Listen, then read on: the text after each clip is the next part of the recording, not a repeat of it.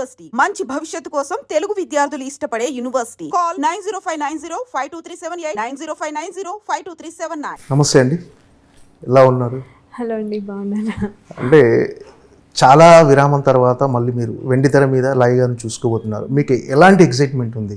అంటే చాలా గ్యాప్ తర్వాత చూసుకోబోతున్నారు కదా, ఆ ఎక్సైట్మెంట్ ఎలా ఉంది మీకు? చాలా ఎక్సైటెడ్గా ఉన్నానండి. అంటే నేను ప్లాన్ చేసి ఏదో రావాలి, లేకపోతే ఇప్పుడు ఈ టైంకి రావాలి అని ప్లాన్ చేసింది కాదు, కానీ ఏదైతే ప్రాసెస్ అయిందో ఆ ప్రాసెస్లో ఈ ఎక్సైట్మెంట్ ఇప్పుడు చాలా పీక్స్లో ఉంది. అంటే అది ఆ ప్రాసెస్ ప్రిపేర్ అయ్యింది కాదు, కానీ ఇప్పుడు ఇది చూడబోతున్నాం అనేది ప్రిపేర్ అయ్యింది కాబట్టి ఇది వెయిట్ చేస్తూ ఉన్నాను. అంటే మళ్ళీ సినిమాలో నటించడం మీకు అంటే పుట్టింటికి వచ్చినంత ఆనందంగా ఉందని మీరు మన అన్నారు. సో అంటే ఒకవైపు పుట్టింటికి వచ్చిన ఆనందం ఉన్నా కొంచెం ఫ్యామిలీకి దూరంగా ఉన్నారని ఒక స్వీట్ పెయిన్ ఏమన్నా ఉందా? డెఫినెట్గా ఉంటుందండి. అది అంటే అంటే నేను చెప్పడం లేదు, బట్ ఉంటుంది, అది అందరికీ ఉంటుంది. బట్ అది అంటే ఇప్పుడు దానివల్ల ఇప్పుడు మనము ఏదైనా సాధిస్తున్నాం అనుకోండి, ఇప్పుడు దానికి ఒక సార్థకత ఉంటుంది. మనం ఏమి చేయకుండా ఊరికనే టైం వేస్ట్ చేసామా అలా చెయ్యం కాబట్టి ఎలాగో అది అప్పుడు ప్రాబ్లం.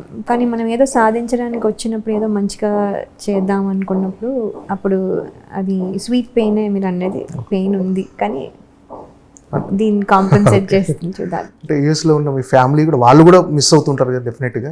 అది డెఫినెట్గా మిస్ అవుతారండి, మిస్ అవుతారు. ఇవి మిస్సింగ్ అనేది అన్ఫార్చునేట్గా ఇప్పుడు కష్టం, ఎందుకంటే నా వర్క్ ఇక్కడ ఉంటుంది. ఇప్పుడు అంత షూటింగ్లు మొత్తము యూఎస్లో అయిపోయేటట్టుగా ఇంకా ఏమీ లేవు. సో అలా ఉన్నప్పుడు మేబీ అక్కడ ఉంటూ చేసే వాళ్ళమేమో, బట్ ఇప్పుడు అలా కాదు కదా, అంతా ఇక్కడే కాబట్టి మరి ఇక్కడ వచ్చి చేయాల్సి వస్తుంది. సో ఇలాంటి ప్రాబ్లమ్స్ ఉంటాయి. అంటే ఫస్ట్ ఈ తమ్ముడి సినిమాలో ఛాన్స్ వచ్చింది, మళ్ళీ మీరు రీఎంట్రీ ఇవ్వబోతున్నారని మీ ఫ్యామిలీ ఫీలింగ్ ఏంటి? అంటే మీ కిడ్స్ కానీ మీ హస్బెండ్ కానీ? మా ఫ్యామిలీ అంటే చాలాసార్లు ఇదివరకు కూడా కొన్ని ఆఫర్స్ వచ్చేవి, అప్పుడు అందరూ అంటే అవి వర్కౌట్ అవ్వలేదు. ఎందుకంటే అది ఐదర్ నాకు ఎక్సైటింగ్గా అనిపించలేదు, లేకపోతే టైం లైన్ ఎందుకో అప్పుడు వర్కౌట్ అవ్వలేదు, ఏదో లాట్ ఆఫ్ థింగ్స్ అవ్వకపోయి ఉండొచ్చు. సో అందుకని ఇది కూడా ఉన్నప్పుడు సరే ఇవి విన్నాం కదా, మామూలుగా ఇది మామూలే కదా ఈ కాల్ అన్నట్టుగా లైట్గానే తీసుకున్నాం, పెద్ద సీరియస్గా తీసుకోలేదు. కానీ ఎప్పుడైతే ఒక లైన్ నెరేషన్ చెప్పి, తర్వాత శ్రీరామ్ వేణు గారు డైరెక్టర్ అని చెప్పి, తర్వాత దిల్ రాజు గారు, నితిన్ గారు హీరో, ఇవన్నీ చెప్పంగానే ఇదేదో ఎక్సైటింగ్గా ఉంది, ఇదేదో అవుతే బాగుండేమో అనే థాట్కి షిఫ్ట్ అయిన తర్వాత అప్పుడు ఓవర్ ప్రాసెస్లో విన్న తర్వాత స్టోరీ అప్పుడు ఇంకా ఇది అయితే చాలా బాగుంటుంది అని ఇంకా అప్పుడు ఫైనలైజ్ అవ్వలేదు. సో ఈ ప్రాసెస్లో అప్పుడు డిస్కషన్స్ అవుతున్నప్పుడు మేమంతా జనరల్లీ అందరం కూర్చొని మాట్లాడుకుంటామండి, బికాస్ దీంట్లో ఏమి సో దట్ వే కిడ్స్ కూడా తెలుస్తుంది ఏమవుతుందో, మళ్ళీ వాళ్ళకి వెళ్ళి సపరేట్గా చెప్పకుండా. సో వాళ్ళు అన్నారు యూ షుడ్ డూ ఇట్, మేము మాకు వస్తే నువ్వు ఓకే అంటావు కదా, అలాగే అనుకుని యూ షుడ్ డూ ఇట్ అని చెప్పి అన్నారు. అంటే అమర్ అక్బర్ ఆంటోనీ తర్వాత మళ్ళీ ఒక 7 years 8 years గ్యాప్ వచ్చింది. అంటే ఈ గ్యాప్లో చేయాలని అనుకోలేదు అసలు మీరు? అంటే అసలు అమర్ అక్బర్ ఆంటోనీ నేను చెయ్యాలనుకున్న సినిమా కింద నేను కౌంట్ చేసుకోనండి అది యాక్చువల్లీ, ఎందుకంటే అది మా అమ్మాయి చేసింది అందులో, బేబీ ఇలియానా. సో అది మా అమ్మాయికి అది అట్రిబ్యూట్ అవ్వాలి, కానీ నాకు అవ్వకూడదు. ఎందుకంటే మా అమ్మాయితో పాటు నేను గార్డియన్గా వెళ్ళిన దాన్ని అక్కడికి వెళ్ళిన తర్వాత వాళ్ళు మీరు ఎలాగో వచ్చారు కదా, మీరు ఎందుకు చేయకూడదు అంటే అప్పుడు కూడా నేను ఇంత చిన్న రోల్ కాదా అండి, ఏమైనా బెటర్ ఉన్నాయా అంటే ఇంకా లేడీస్కి ఏమీ లేవు అంటే సరే అక్కడ ఎలాగో ఉన్నాను కాబట్టి అప్పటికప్పుడు డ్రెస్ కనిపించారు అంతే. సో వాంటెడ్ అది రీఎంట్రీ కిందకి మనం కన్సిడర్ చేయలేదు. అసలు నేను ఎప్పుడు ఇంటర్వ్యూ ఇవ్వలేదు, నేను ఎప్పుడు వాళ్ళు కూడా ప్రమోట్ చేసినప్పుడు కూడా వాళ్ళు చెప్పారు అది తను ఏదో సరదాగా మా రిక్వెస్ట్ మీద చేశారు కానీ అన్నట్టుగా కూడా శ్రీను వైట్ల గారు కూడా చెప్పారు. అది అసలు నేను రీఎంట్రీ, సో ఇదే రీఎంట్రీ, పర్ఫెక్ట్ రీఎంట్రీ ఇది. కరెక్ట్. అది జస్ట్ ఆబ్లిగేషన్ అనుకోండి, లేకపోతే ఆబ్లిగేషన్ మొహమాటం అనుకోండి, లేకపోతే సరదాగా అనుకోండి, వాట్ ఎవర్ ఇట్ ఇస్ అంతే. అంటే పర్టికులర్గా ఇలాంటి క్యారెక్టర్ రీఎంట్రీ ఇవ్వాలని ఏమన్నా అంటే ఇలాంటి క్యారెక్టర్తో మళ్ళీ రీఎంట్రీ ఇస్తే బాగుంటుంది అలాంటి ఆలోచన ఏమన్నా ఉందా అసలు యాక్చువల్గా మీరు ఈ సినిమా చేయకముందు? ఈ సినిమా అంటే అండి ఇలాంటి రోలు అలాంటి రోల్ అని మనం డిసైడ్ చేయలేము, ఎందుకంటే మనకి అలాగా క్రియేట్ చేయబడవు కాబట్టి. బట్ స్ట్రాంగ్ కంబ్యాక్ అవుతే ఉంటేనే వెళ్దాము అన్న థాట్ ప్రాసెస్లో ఉన్నదైతే షూర్. అంతగా నన్ను మోటివేట్ చేసి అంత స్ట్రాంగ్ క్యారెక్టర్ వస్తే అప్పుడు చేద్దాం. రాలేదనుకోండి ఇలాగే వీఆర్ ఫైన్ కదా. సో అలా ఉంటుంది అని మేము అనుకున్న, నేను అనుకున్నాను అనమాట. So when it is very good అప్పుడు నేను మా ఇంట్లో కూడా చెప్పడం జరిగింది. వాళ్ళు కూడా అన్నారు, ఇన్ని రోజులు మరి ఏవేవో మనం విన్నాము, ఏవేవో చేద్దాం అవుతుంది అనుకున్నాం, అవ్వలేదు, ఇలా అంత అయ్యాయి, కాబట్టి ఇది వస్తే కనుక మరి అయితే చేసేయి, బికాజ్ మనకు కావాల్సినప్పుడు మనం ఎప్పుడైతే రెడీగా ఉంటామో అప్పుడు రావు. సో ఇప్పుడు చేయాలనుకుంటే ఇప్పుడు చేసేయి అని చెప్పారు.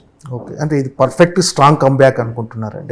డెఫినెట్గా స్ట్రాంగ్ కంబ్యాక్ అండి. మీరు చూస్తే కూడా మీరు అంటారు, లాయా ఈ రోల్ ఎందుకు చేసింది. ఇప్పుడు అమర్ అక్బర్ యాంథనీ నాకు కంబ్యాక్ అనుకోండి, అప్పుడు మీరు డెఫినెట్గా నన్ను క్వశ్చన్ చేశాను, అలాంటి దాంతో ఎందుకు కంబ్యాక్ చేశారు అని. ఇప్పుడు నేను ఇదే ఇంటర్వ్యూలు ఇచ్చి ఇలాగే స్పీచ్ ఇచ్చి ఇలాగే ఎమోషనల్ ఫీల్ అయ్యి ఇలా చేశాను అనుకోండి, అప్పుడు మీరు డెఫినెట్గా క్వశ్చన్ చేసేవాళ్ళు, ఎందుకు అలా ఎందుకు చేశారు. బట్ ఇది మీరు క్వశ్చన్ చెయ్యరు నన్ను, ఎందుకు చేశారో మీరు చూస్తే అని అర్థం చేసుకుంటారు. So this is a very strong comeback అని నేను మనస్ఫూర్తిగా నమ్ముతున్నాను.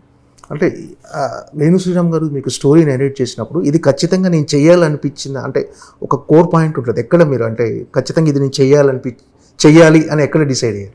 మెయిన్ థింగ్ అండి, అంటే ఇది ఫస్ట్ చెప్పడమే అది ఏంటంటే ఇది సిస్టర్ అండ్ బ్రదర్ సెంటిమెంట్ మీద నడిచే ఫిల్మ్ మొత్తం టోటల్గా అదే ఎమోషన్, అంటే వాళ్ళు ఉన్న ఫ్రేమ్లో లేకపోయినా ఆ ఎమోషన్ క్యారీ అవుతుంది, ఆ ఎమోషన్ కోసం జరుగుతున్న స్టోరీ.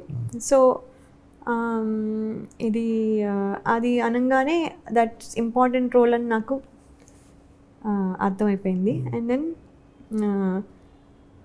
ఇది నేను ఎప్పుడు టిమ్మిడ్గా లేకపోతే భయపడుతూ లేకపోతే ఒక కామెడీ లేకపోతే ఒక సిలీగా లేకపోతే ఇలా చేసినవి కానీ ఎప్పుడు ఇంత సీరియస్గా ఒక స్ట్రాంగ్ ఉమెన్ రోల్ చేసింది కాదు. సో వినంగానే నాకు ఇది నేను చెయ్యాలి కదా, ఇది ఎప్పుడు నేను చేయలేదు కదా, ఇది బాగుంది కదా అన్న ఎక్సైట్మెంట్ అయితే క్రియేట్ అయిందండి. అండ్ స్టోరీ మొత్తం విన్నాక, నా క్యారెక్టర్ వర్కే అది, నా స్టోరీ మొత్తం విన్నాక హౌ దట్స్ ఫ్లోయింగ్, ఎవరెవరు వస్తున్నారు ఏమవుతుంది చాలా ఇంట్రెస్టింగ్గా అనిపించింది. అది ఏంటంటే అది నేను రెగ్యులర్ ఫిల్మ్స్లా నాకు అనిపించలేదు. సో అందుకని ఐ ఫెల్ట్ నేను ఇది చెయ్యాల్సి అని అనుకున్నాను. చాలా గ్యాప్ తర్వాత మళ్ళీ స్క్రీన్ ముందుకు వచ్చారు కదా, మన కెమెరా ముందుకు. అంటే ఫస్ట్ షాట్ ద ఎక్స్పీరియన్స్ ఎలా ఉంది, అంటే ఈ సెకండ్ ఇన్నింగ్స్లో ఫస్ట్ షాట్ ఎలా, అంటే మేబీ నర్వస్ ఫీల్ అవుతాననేమో మరి. ఏ షాట్ చేశారండి ఫస్ట్?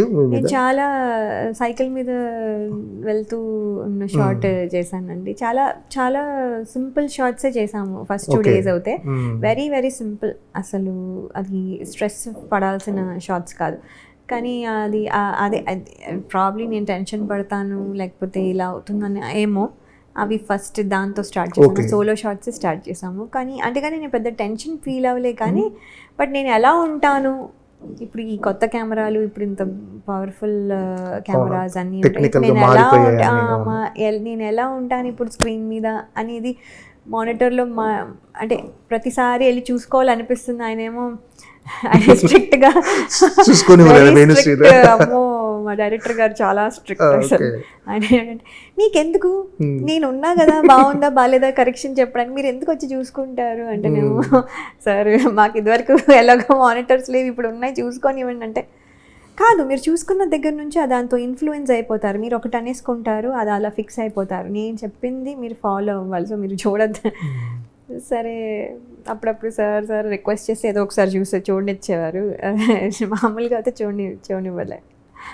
అది ఎంటైర్ మూవీలో మోస్ట్ ఛాలెంజింగ్ అనిపించిన సీన్స్ ఇచ్చారా మీకు ఏమైనా? అంటే అండి ఛాలెంజింగే, అన్ని ఛాలెంజింగ్ అంటే బికాస్ అది ఇది చాలా టఫెస్ట్గా అనిపించింది నాకు చేయటం అంటే, మళ్ళీ అలాంటి సీన్ ఏమన్నా అనిపించింది ఇచ్చారు? అంటే అండి టఫ్ గా ఉంటుంది, ఎందుకంటే బికాస్ అంటే మీ క్యారెక్టరైజేషన్ చాలా ఇంపార్టెంట్ క్యారెక్టరైజేషన్ ఇందులో. అవునవును అంటే ఒక ఎమోషన్ డెఫినెట్గా ఎమోషన్ క్యారీ అవుతుంది. అవునవును. సో అలాంటి క్యారెక్టర్ మీకు అంటే ఇది ఈ సీన్ చేయడం ఛాలెంజింగ్ గా అనిపించింది అని? అంటే లేదండి, ఛాలెంజింగ్గానే, క్యారెక్టర్ ఫుల్గానే ఛాలెంజింగ్గానే ఉంది. నాది కాదు, అందరివి కూడాను. ఎందుకంటే చెప్తున్నాను అంటే నాది ఎస్పెషల్లీ ఏంటంటే అది ఎక్కువ చేయలేము, తక్కువ చేయలేము. అది ఏంటంటే అది కరెక్ట్గా అదే ఉండాలి. ఎక్కువ చేసేస్తే ఎక్కువ అయిపోతుంది. సో న్యాచురాలిటీ, ఆ సటిల్నెస్ పోతుంది. మరి తక్కువ చేసామంటే అసలు కనబడదు, లేకపోతే ఎమోషన్ కన్వే అవ్వదు. సో అది ఒక అది చేసిన తర్వాత కానీ నేను ఎక్కువ చేస్తున్నాను తక్కువ చేస్తున్నాను తెలియదు. సో ఎవ్రీ టైం చేయడము, ఆయన వైపు ఇలా చూడడము. సో ఆయన చూసి ఓకే ఇది సరిపోలేదు మేడం, కొంచెం చేయండి అంటే మాకు జడ్జిమెంట్ అంటే స్క్రీన్ అదే మానిటర్ చూస్తే తెలుస్తుంది. మేము మానిటర్ కూడా చూడలే కాబట్టి. సో అది ఆ జడ్జిమెంట్ ఒక్కటి కొంచెం నాకు ఛాలెంజింగ్గా అనిపించింది. సో నేను ఎవ్రీ టైం చేయంగానే first thing I will do is look at the director.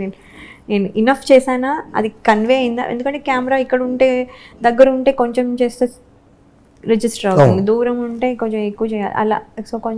So depending on that director గారు ఏం చెప్తే అది ఫాలో అయ్యాం. సో బ్లైండ్గా ఇంకా సరెండర్ అయిపోయాం.